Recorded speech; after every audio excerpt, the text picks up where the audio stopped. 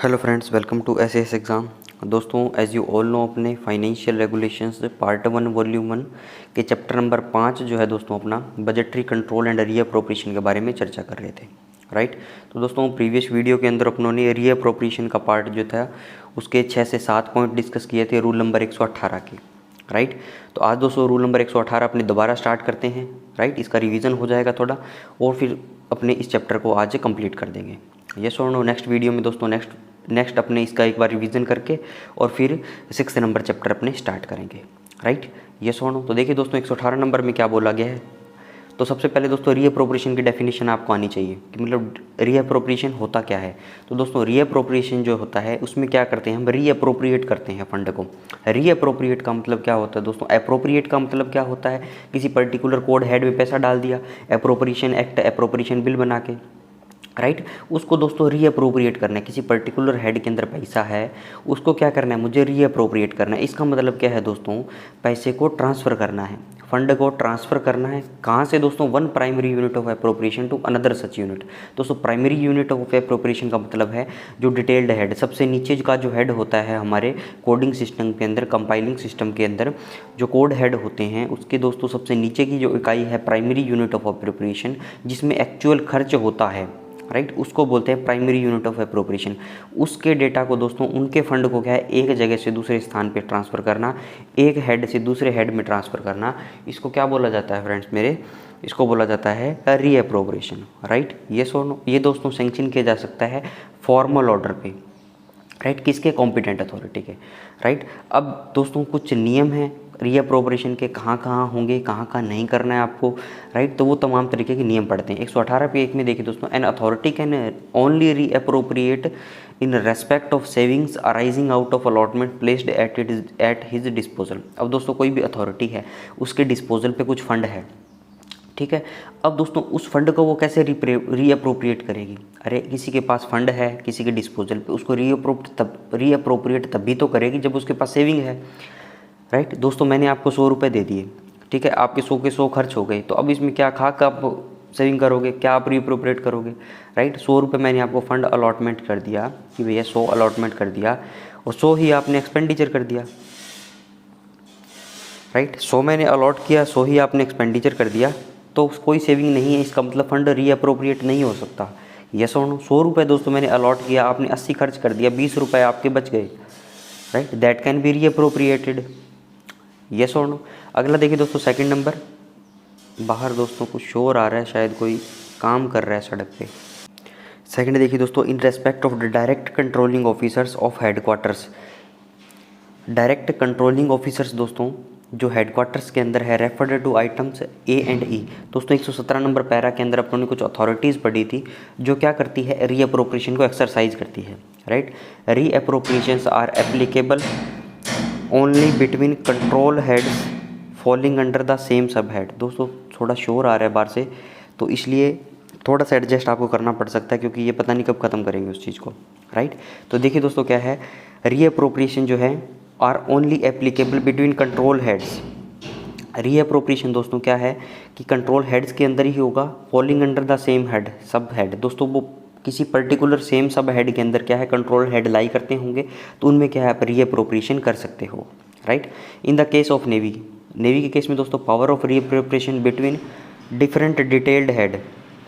दोस्तों नेवी के केस के अंदर रीअप्रोप्रिएशन की पावर जो है डिटेल हेड्स के अंदर of a minor head, minor head के नीचे डिटेल हेड आता है, राइट। एक बात समझिए, between minor head falling under the same head है, सेम सब हेड। अब दोस्तों सब हेड जो है माइनर हेड के नीचे आता है हमारे कोडिंग सिस्टम में, देखें, राइट। लेकिन दोस्तों इसको आप एक प्रकार से इसको रेडीमेड याद रखो, ठीक है। डिटेल हेड आ जाए माइनर हेड के नीचे और दोस्तों माइनर हेड आ जाए सब हेड के नीचे, तो वो कौन एक्सरसाइज करता है, integrated headquarters of MOD navy, right. सवाल पूछेगा तो इस लाइन से पूछेगा। In the case of air force, दोस्तों एयरफोर्स के केस में the controlling officers at commands and independent stations can reappropriate between detailed heads falling under the same minor head.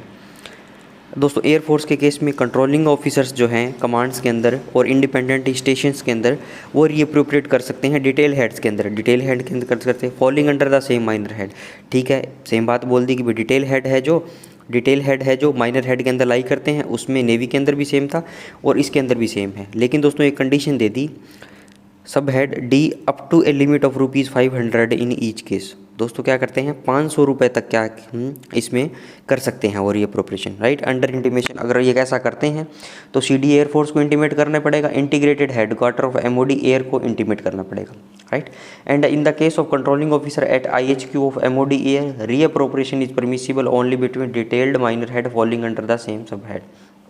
और दोस्तों IHQ वाले एयर हेडक्वार्टर है जो IHQ का, अगर वो रीअप्रोप्रिएट करना चाहते हैं तो वो दोस्तों क्या करेंगे, डिटेल्ड माइनर हेड के अंदर कर सकते हैं, राइट। इसके अंदर दोस्तों बोल दिया माइनर हेड, राइट, इसके अंदर बोल दिया कौन सा, डिटेल्ड माइनर हेड, जो एक सब हेड के अंदर लाई करता है। ये सो अब दोस्तों इसको जब रिवीजन करेंगे नेक्स्ट वीडियो के अंदर, उसमें अंदर आपको मैं ढंग से याद करवा दूंगा इन चीज़ों को, राइट। आगे चलिए फ्रेंड्स, नेक्स्ट देखिए दोस्तों, power of reappropriation between different सब head falling under the same head will be confined to principal staff officers except in the case of MES which are governed by the instruction laid down in MES regulation।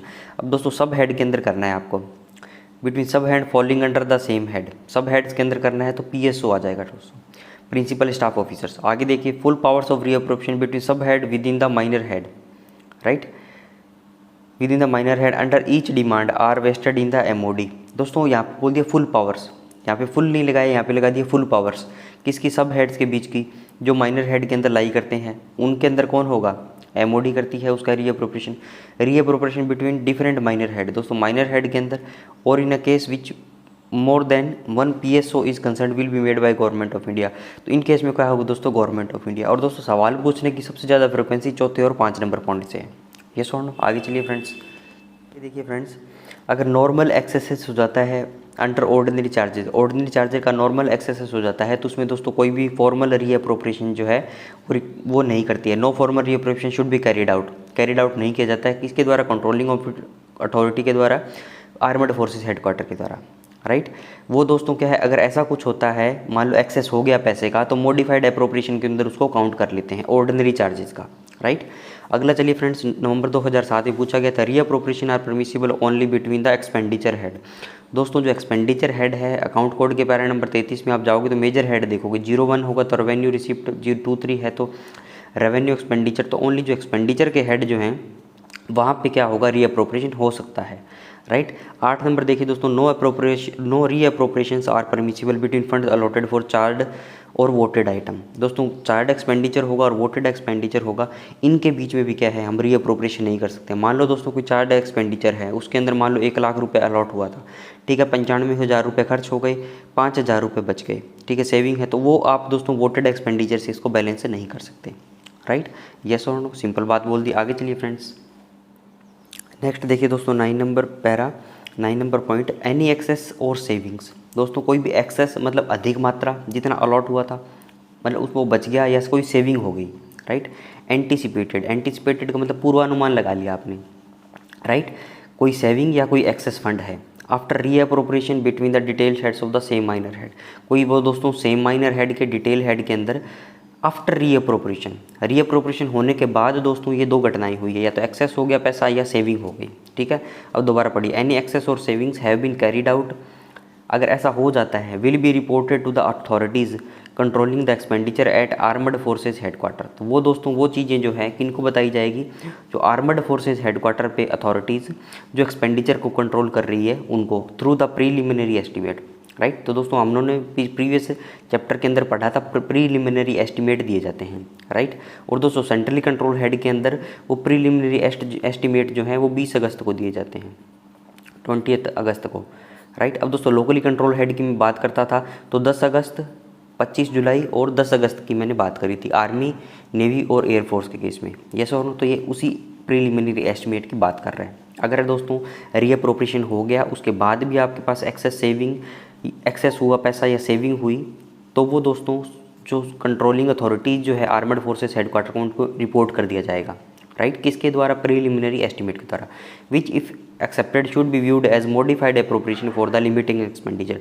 तो दोस्तों उस particular limiting expenditure के लिए क्या है, modified appropriation माना जाएगा उस चीज़ को। यस और no, any major changes to the preliminary revise estimate. अब दोस्तों पहले क्या है, प्रीलिमिनरी एस्टीमेट जाता है, फिर उसके बाद क्या जाता है दोस्तों, प्रीलिमिनरी रिवाइज एस्टीमेट, राइट। तो कोई भी दोस्तों मेजर चेंज होता है अगर प्रीलिमिनरी रिवाइज एस्टीमेट में, तो उसको किससे, रिवाइज एस्टीमेट से उसको अपने क्या है, शो करेंगे, यस और no.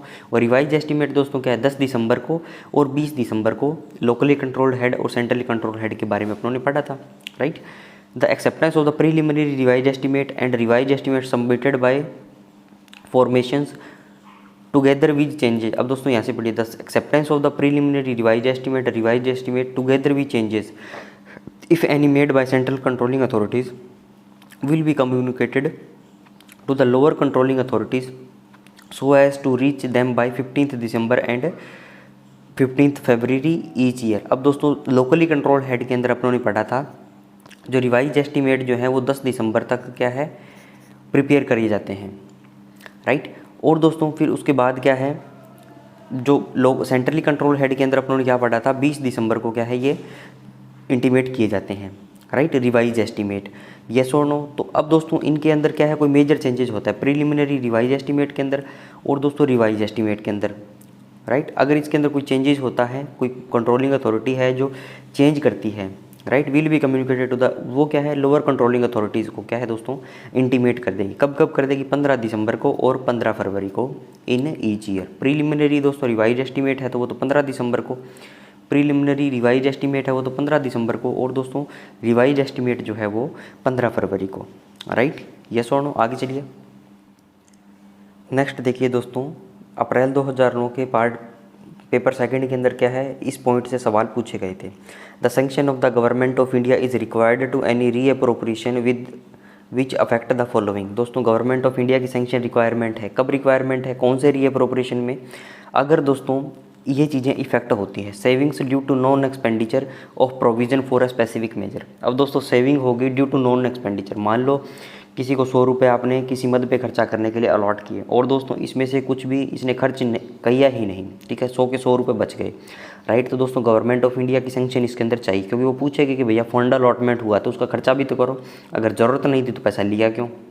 And error in estimate, दोस्तों एस्टीमेट जब बने थे उनके अंदर कुछ एरर हो गई तो फिर रीअप्रोप्रिएशन करना है तो आपको गवर्नमेंट की सैंक्शन चाहिए।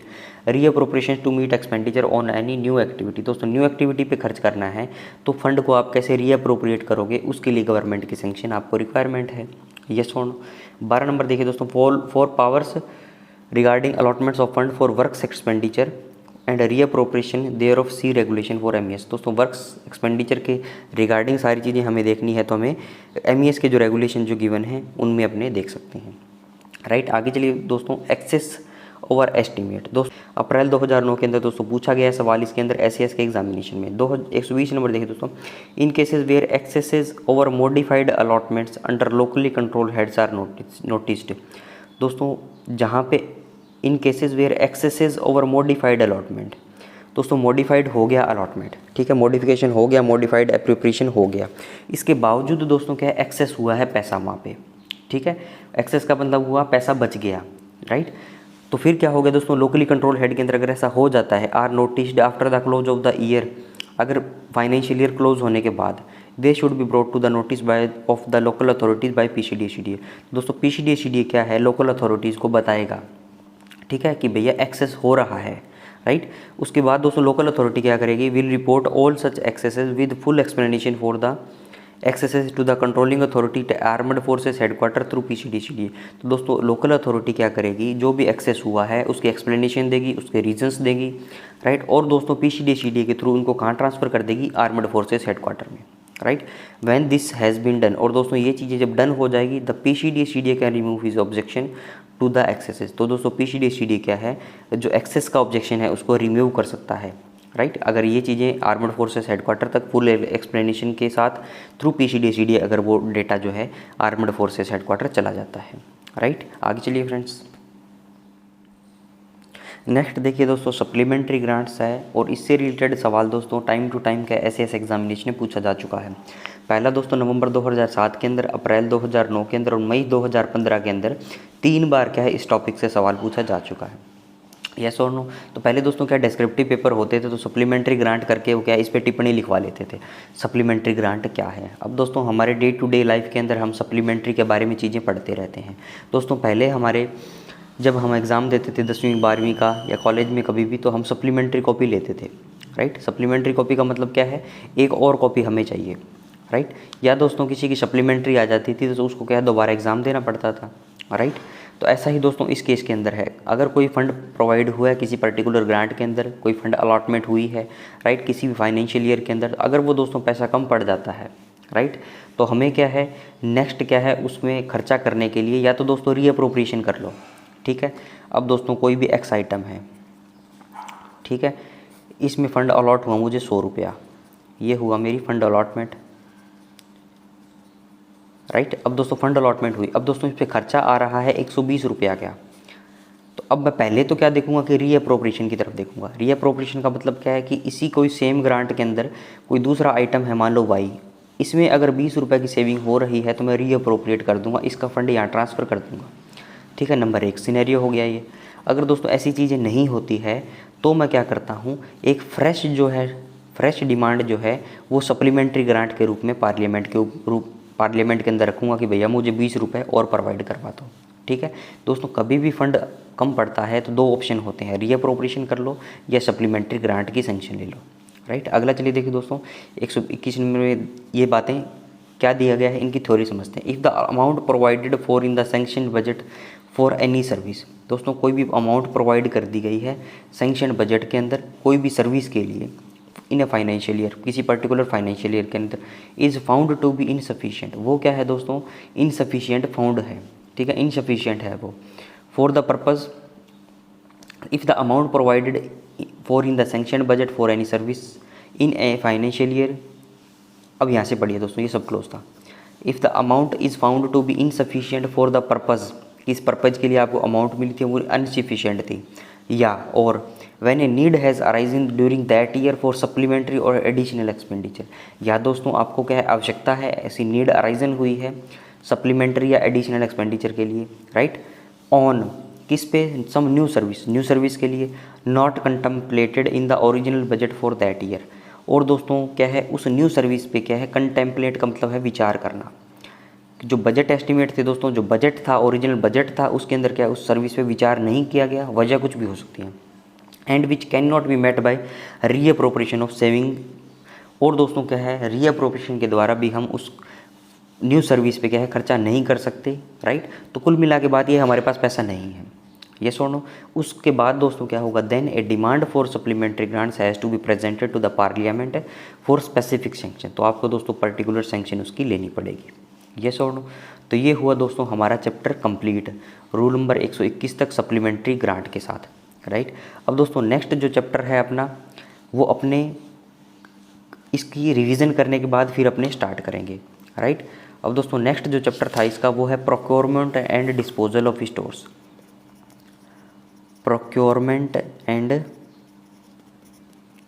Disposal of store. अब दोस्तों स्टोर की बात कर दी इसके अंदर, तो कैसे प्रोक्योर करेंगे स्टोर को, स्टोर का मतलब क्या है दोस्तों, कोई भी सामान आता है, राइट, उसको कैसे प्रोक्योर करना है, अगर दोस्तों ख़राब हो जाए, राइट, उसका डिस्पोजल कैसे करना है, तो वो सारी तमाम तरीके के रूल्स एंड रेगुलेशन जो हैं हमारे चैप्टर नंबर 6 के अंदर दिए गए हैं, यस और नो।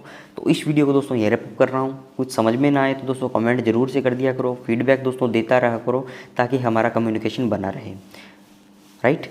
तो आज का वीडियो दोस्तों रैप अप हो रहा है। Thanks for watching, have a nice day.